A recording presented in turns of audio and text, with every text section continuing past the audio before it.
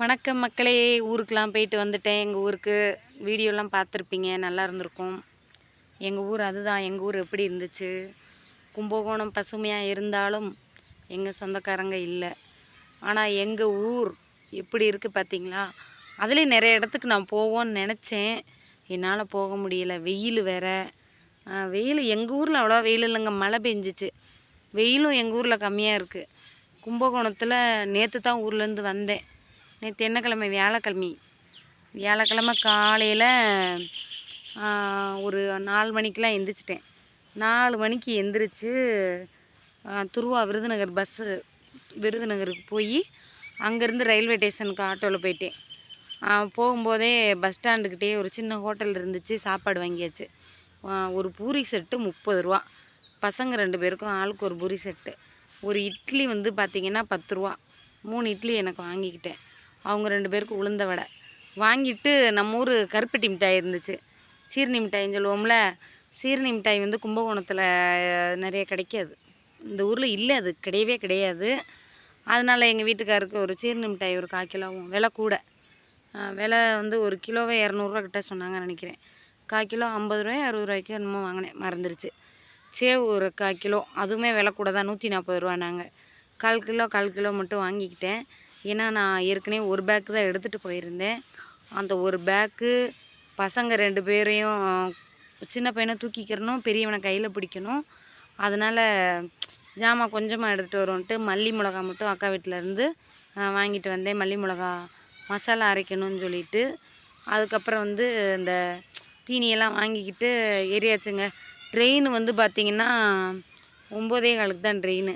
நான் 7:30க்கே ரயில்வே ஸ்டேஷனுக்கு வந்து போயிட்டு கொஞ்சம் நேரம் உட்காந்துருந்தேன்.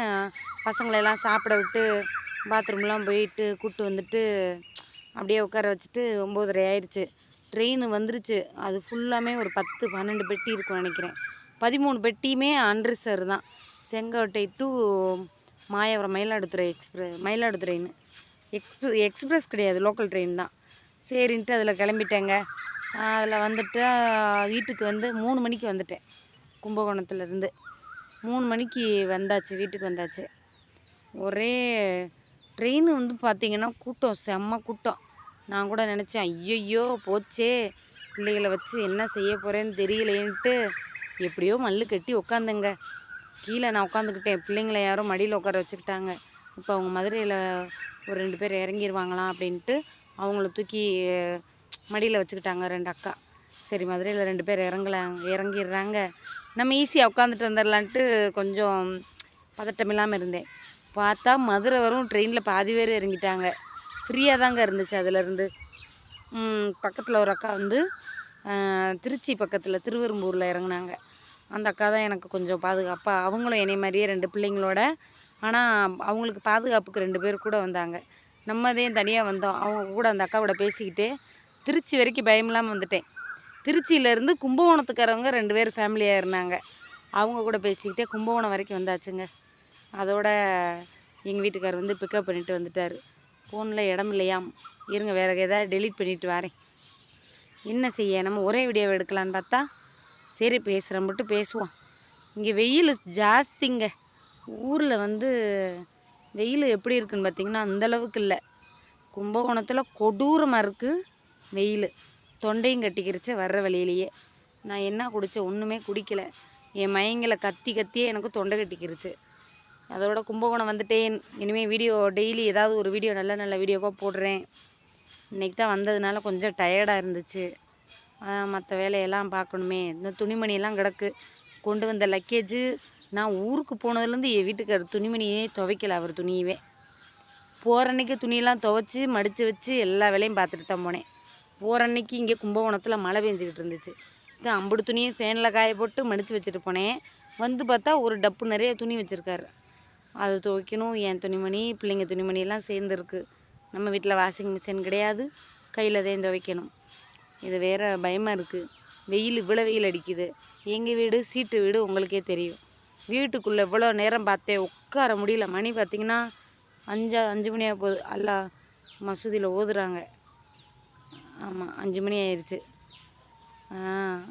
இப்போ தான் அல்லா கோயிலில் சவுண்டு கேட்குது. இப்போ பார்த்தீங்கன்னா இவ்வளோ நேரம் ஆயிடுச்சு. இந்த 5 மணிக்கும் வெயில் பாருங்கள் மப்பை கழட்டுது மக்களே. பாருங்கள் சரியான வெயில். இந்த வெயிலில் தான் உட்காந்து பேசிக்கிட்டு இருக்கேன். நம்ம கொஞ்சம் மரத்துக்கடியில் வந்தாச்சு. சரி பேசுவோன்னு வந்து பேசிக்கிட்டு இருந்தேன். போதும் 5 நிமிஷத்துக்கு மேலே வீடியோ போட்டால் வயிறாக எங்கள் ஊருக்கிறவங்க. ஆனால் யூடியூப்பில் வந்து மானிட்டேஷன் ஆயிடுச்சுன்னா 8 நிமிஷத்துக்கு மேலே பேசினா தான் ஸ்கிப்பபிள் ஆடு வந்து வரும். 5 நிமிஷத்துக்கு பேசினா வயிறாக என்னடி நீ 8 நிமிஷம் போட்டால் நாங்கள் எப்படி வீடியோ பார்க்குறது, 2 நிமிஷம் 3 நிமிஷம் போடுறீன்னு வயிறாக. விளம்பரம் எப்படி கொடுப்பாங்க யூடியூப்பில்? சரி ஓகே, ஊர்லேருந்து வந்தாச்சு. இனிமேல் வீடியோ போட்டு தள்ளுவோம். வீடியோ பிடிச்சிருந்தா லைக் பண்ணுங்கள், ஷேர் பண்ணுங்கள், கமெண்ட் பண்ணுங்கள். பாய்.